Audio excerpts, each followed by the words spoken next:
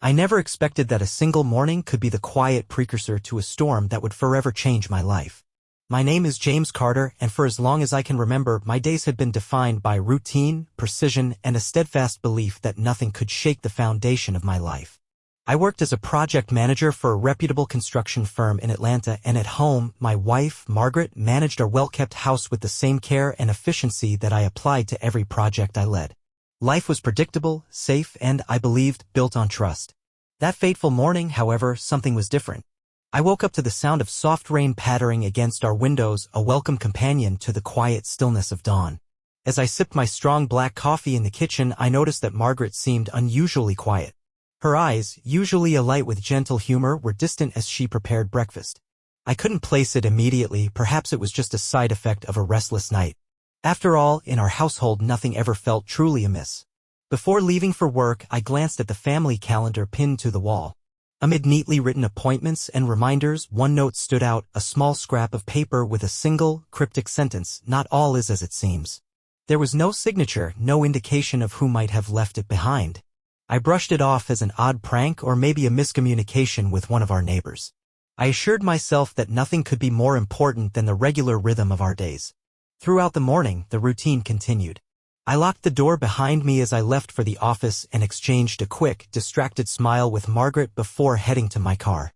At work, I buried myself in reports, blueprints, and meeting schedules. But despite the orderly pace of my day, that cryptic note lingered in my mind. I couldn't shake the feeling that its message was more than a careless joke. Something was shifting imperceptibly in the background of my otherwise secure life. When the afternoon sun began to dip below the horizon, I returned home, expecting the comforting familiarity of our life to greet me. The house was exactly as I had left it, quiet, orderly, and welcoming. Margaret was in the living room, arranging magazines on the coffee table with the same precise care that had always impressed me. We exchanged brief greetings over dinner, a simple meal of roast chicken and steamed vegetables, and the conversation, though pleasant, felt edged with an undercurrent I couldn't name. After dinner, while Margaret was reading in the next room, I found myself wandering into the study. It was a small, neatly organized space lined with bookshelves and dominated by a large desk. I sat there for a moment, staring out the window at the darkening sky, trying to dismiss the nagging thought of the note. Life, I reminded myself, was simply too orderly to hide any real secrets. And yet, a part of me remained alert, as if expecting something to emerge from the shadows. Over the next few days, the normal cadence of life continued, but subtle hints began to accumulate. Margaret would receive phone calls in the late afternoon and step away to speak in hushed tones, her face masked by an expression that I couldn't quite decipher. I noticed that on several evenings after dinner, she would linger in the study alone long after I had settled into my own routine in the den. I told myself it was nothing more than a quiet moment of reflection. After all, our home was a sanctuary of calm, and privacy was a cherished part of any well-run household. One particular evening, as I was unpacking a file in my office, I caught a glimpse of Margaret through the open door to the study. She was on the phone, her voice low and steady, but her eyes darted quickly toward the corridor every time she spoke. I paused and listened. The conversation was brief, a few clipped words and a laugh that didn't reach her eyes. The call ended abruptly, and she returned to the room as if nothing had happened. I couldn't tell if it was the flicker of unease in her smile or the way her hands trembled slightly when she set down her purse that made my mind race. Yet I remained silent, unwilling to disrupt the routine I had come to rely on. Days turned into a week, and I kept a careful, quiet vigil over the small inconsistencies that began to punctuate our daily lives. At work, I maintained my focus, but every time I caught a glimpse of Margaret's face in passing or noticed the brief silence in her tone, the mysterious note echoed in my thoughts. I started to note down the times when things felt off, a pause before answering the phone, a momentary hesitation before returning to the family room. Each observation was small and could be dismissed as a fleeting anomaly in an otherwise predictable life. I had no reason to suspect anything more. My father, Robert Carter, would visit every now and then, his presence a reminder of simpler times and a strong family bond. He always brought an air of wisdom and a casual warmth that comforted me. On one such visit, while we were having a quiet conversation over coffee in the living room, I noticed Margaret's glance flit briefly toward him, a glance that lingered a moment too long before she smiled and resumed the conversation. I wondered if I was reading too much into ordinary human behavior, if my mind was overanalyzing small details that were perfectly innocent. I decided not to voice any of my suspicions. After all, trust had always been the bedrock of our marriage, and it wasn't my place to disturb the tranquility that we had worked so hard to build. Instead, I focused on my work on the details of construction projects and deadlines that offered concrete certainty in a world that sometimes seemed too vague. Yet, in quiet moments, while driving home at dusk or watching the rain outside my office window, I couldn't help but wonder if the note was a harbinger of a deeper secret, one that lay hidden beneath the surface of our seemingly perfect life. That night, as I lay in bed, the soft hum of the air conditioner filling the silence, I replayed the day's events in my mind. The note, Margaret's whispered phone calls, the fleeting glances, it all formed a pattern too subtle to be accidental. I resolved to remain observant, to let the clues accumulate until a clearer picture emerged. I told myself that if there were any truths hidden in the fabric of our routine, they would eventually reveal themselves in due time. In the quiet darkness, I made a silent promise to myself. I would uncover the truth behind these small, inexplicable details without causing a disturbance in our carefully maintained world. The calm before the storm was almost palpable, a delicate balance of normalcy and the unknown. I drifted off to sleep with a single thought echoing in my mind: trust is not always what it seems. Little did I know that the hidden threads of deception were being woven slowly, silently, right under my very nose.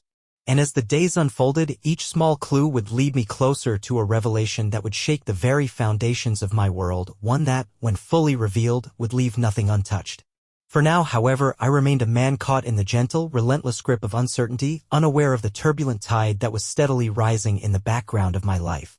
The next week unfolded with the deceptive calm of a surface undisturbed by storms.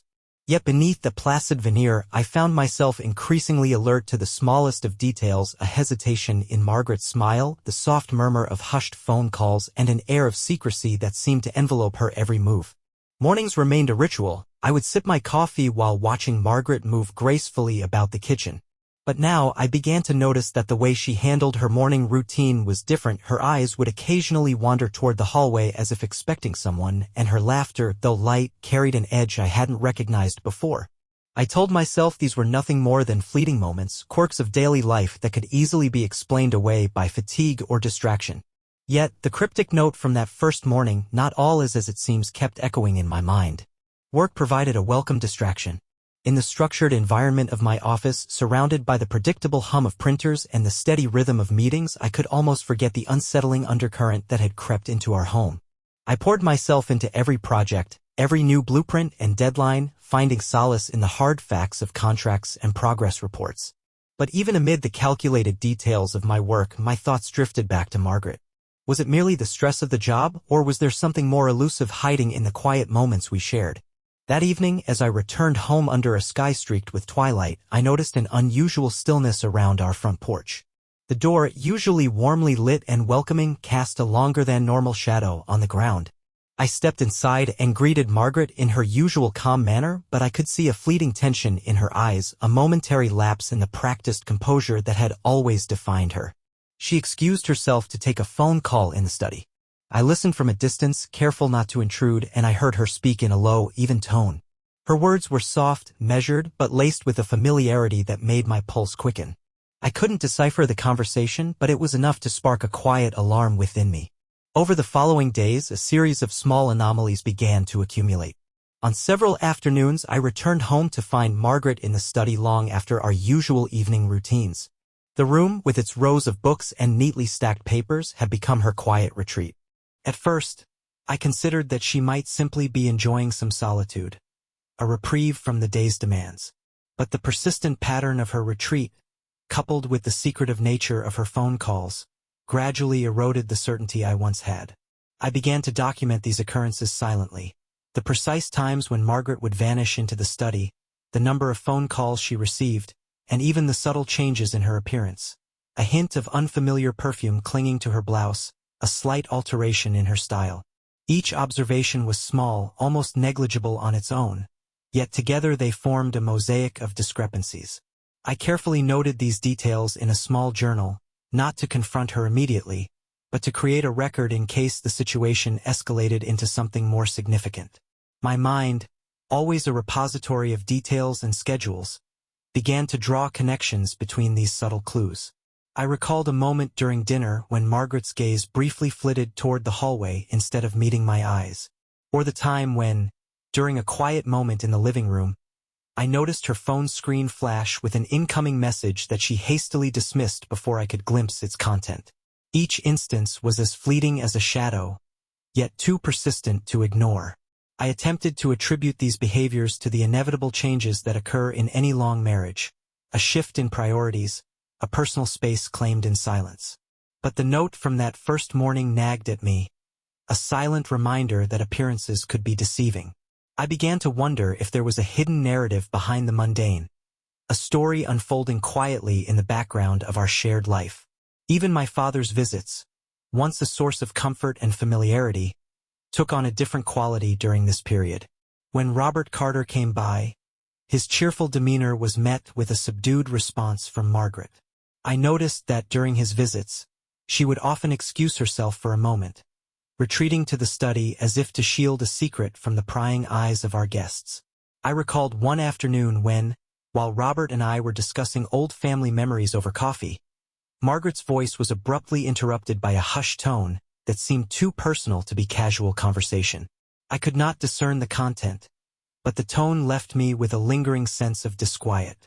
Late at night, when the house was finally cloaked in darkness and silence, I would lie awake with the sound of rain tapping against the windows and replaying every small detail in my mind.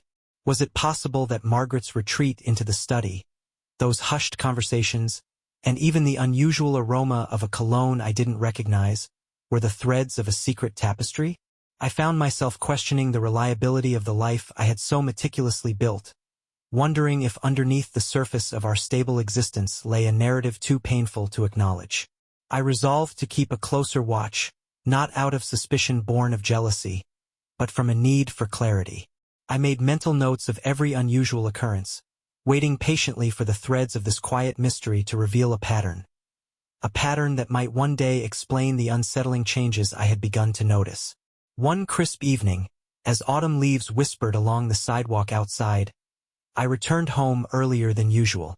The living room was bathed in the soft glow of a table lamp, and I found Margaret alone in the study once more.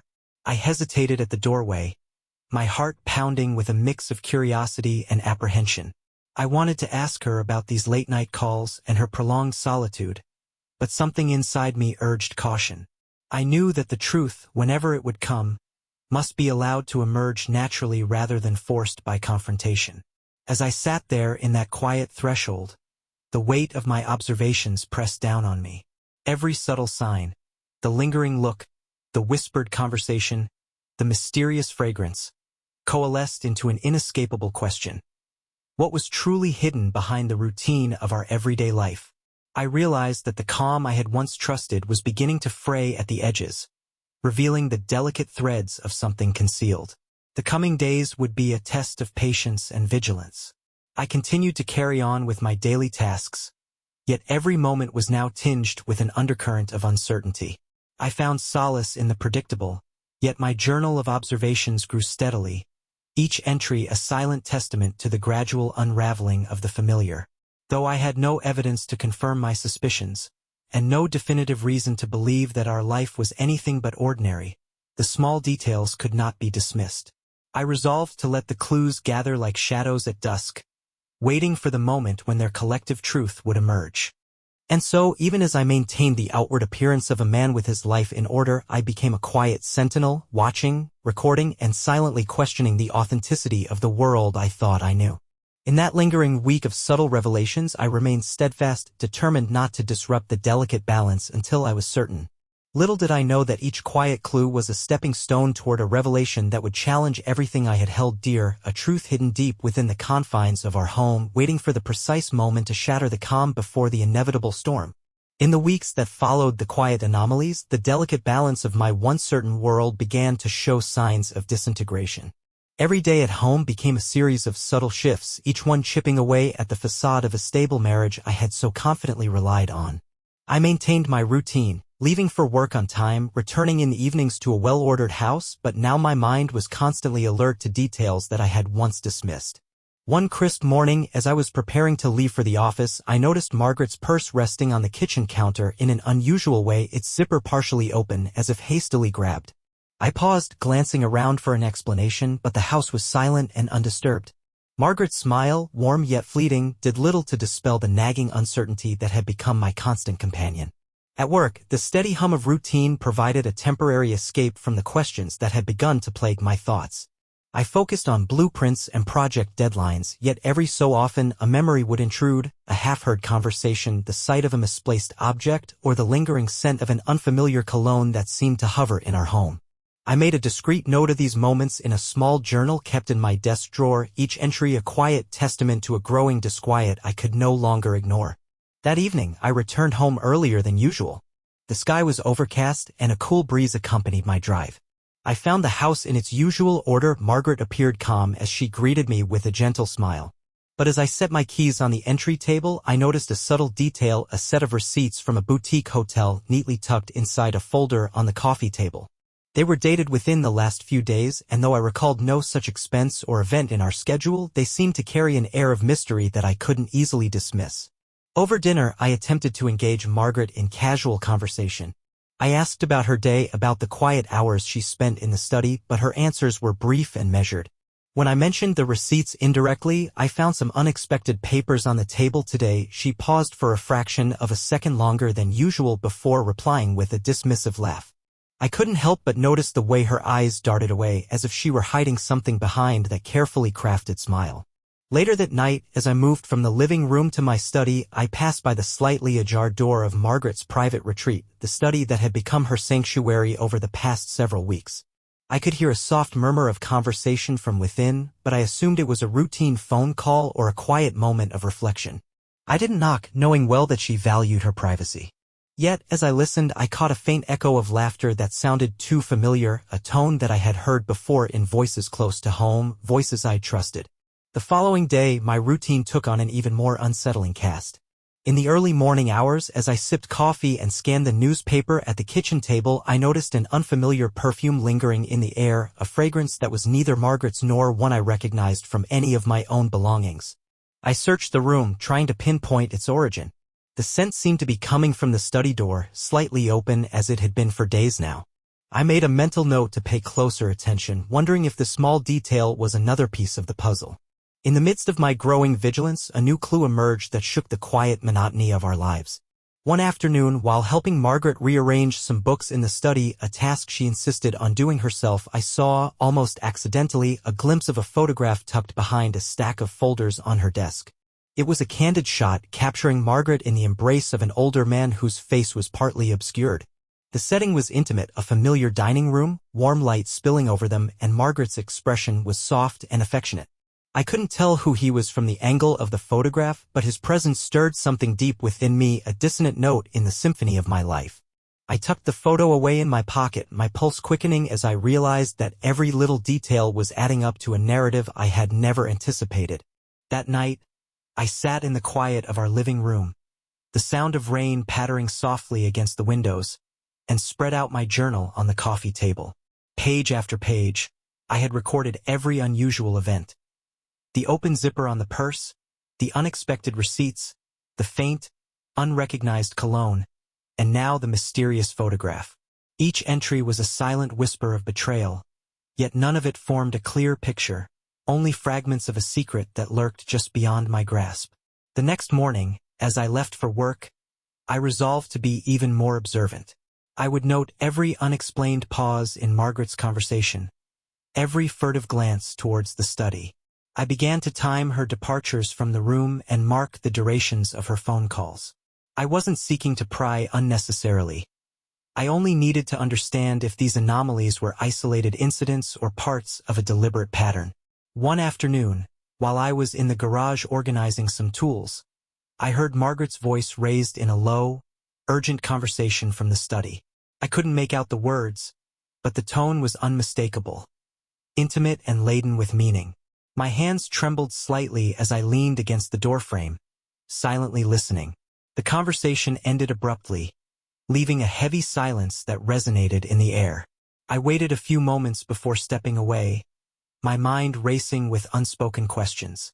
At dinner that evening, Margaret tried to engage in light conversation, but I could sense an undercurrent of tension in her words.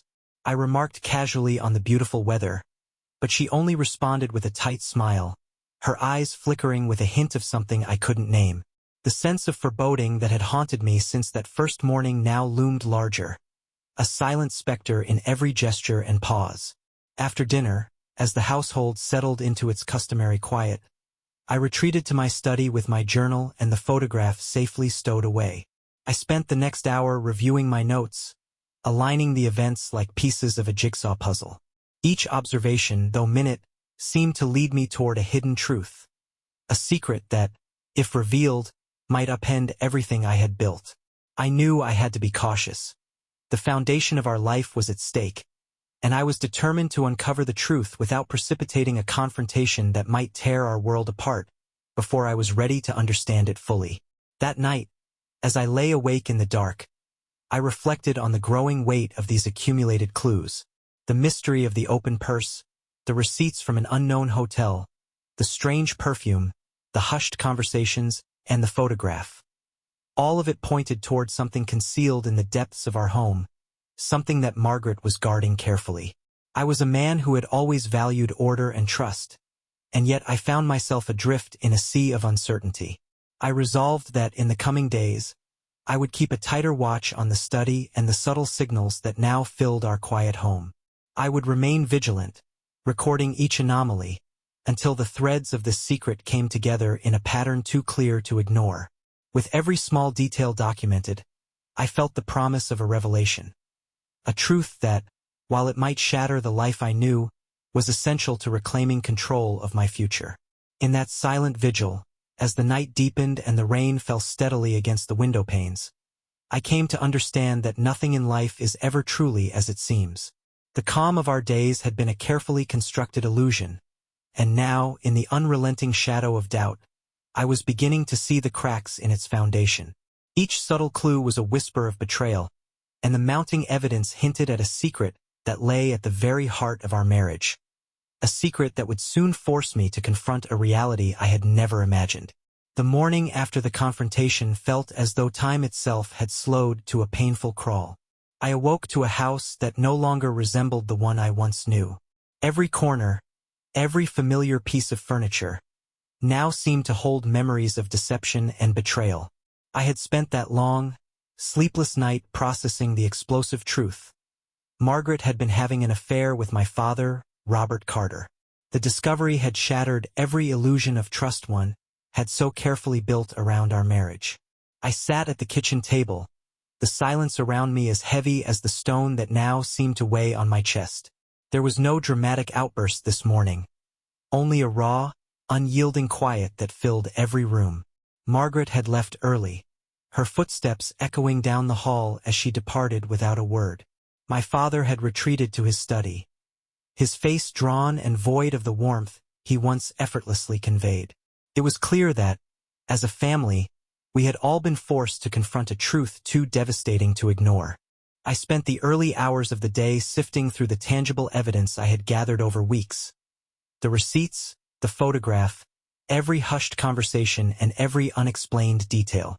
Now, every item was a stark reminder of the betrayal that had been lurking beneath the surface of our seemingly perfect life. The routine of our days had been nothing but a finely honed performance, one designed to hide the dark undercurrents of our existence. At midday, I arranged a meeting with both Margaret and my father in the living room, the heart of our home, where so many happy memories once lived. The room was unnervingly quiet as I took my place at one end of the long oak table, my eyes fixed on the two figures who had once been pillars of my life. There was no dramatic tirade, no raised voices, only the weight of undeniable facts. "Margaret, Robert," I began, my voice steady but low, "we need to address what has come to light." I laid out the evidence on the table, each piece a quiet indictment of our shared history. The receipts from the hotel, the photograph of Margaret in an intimate embrace, the recordings of whispered conversations. Everything was there, unambiguous and unyielding. Margaret's face went pale as she regarded the items, her eyes avoiding mine. My father, usually so composed, looked stricken with regret. There was no defiance, no attempt at denial, only a heavy, sorrowful acceptance that what had happened could not be undone. The atmosphere in the room was electric with an intensity that defied words, as if every silent second carried the weight of 1,000 broken promises. I spoke again, each word deliberate. I trusted you both with everything. I believed in the integrity of our family. Now, I see that trust was built on a lie. The words were not meant to wound for the sake of inflicting pain. They were simply a reflection of a truth that had been waiting to be acknowledged. Margaret finally looked up, her eyes glistening with unshed tears. "James," she whispered, "I never meant for this to happen. I lost myself." Her voice was quiet, void of any dramatic plea, as if she were explaining an unfortunate misstep rather than a deep betrayal. My father shifted uncomfortably in his seat, the silence between us stretching out as we each grappled with the magnitude of what had been revealed. There was no immediate solution offered, no grand reconciliation or promises of a fresh start. Instead, we sat in that living room, three people bound together by a history that had just been irrevocably altered. I knew then that nothing would ever return to the way it had been. Our home, our family, had been shattered by secrets too deep to ever be fully uncovered or forgiven. After that day, the routine of our lives fractured beyond repair. Margaret moved out to a small apartment in a quiet part of town. My father, burdened by his own remorse, left our home for extended periods, seeking refuge in solitude away from the reminders of his betrayal. I found myself alone in the large house that had once been filled with warmth and laughter, now haunted by silence and the echoes of what had been lost. In the weeks that followed, I struggled to piece together my own existence from the remnants of shattered trust. I did not seek to dive deep into my emotions or analyze every nuance of the betrayal. There was no need for psychological introspection when the facts were plain as day. Instead, I focused on the tangible. The restructuring of my day-to-day life, the careful recalibration of boundaries, and the relentless drive to reclaim the control I had lost. I returned to work with a new determination. In the methodical routine of construction projects, deadlines, and meetings, I found a semblance of order, a way to keep the overwhelming chaos at bay. Every morning, I arrived at the office with a quiet resolve to rebuild what had been broken, not through grand gestures, but through consistent, deliberate actions that reaffirmed my independence. The routine that had once been the foundation of my life was now the tool I used to forge a path forward, even if that path was steeped in loss. Late one evening, as I sat alone in the study, the same room where so many secrets had once been hidden, I wrote down a simple sentence on a fresh sheet of paper: "The truth has been unveiled." I did not embellish it with regret or sorrow. It was merely a statement of fact. In that moment, I made a silent vow that I would not allow the betrayal to define me. I would honor the lessons learned by moving forward with a clear-eyed determination to build a future unburdened by the past. Months passed, and slowly, I began to notice small signs of renewal. I started meeting old friends again, exploring new hobbies, and even taking solitary trips to rediscover what it meant to live without the constant undercurrent of betrayal. I kept my life orderly, my days structured around the simplicity of honest work and routine interactions.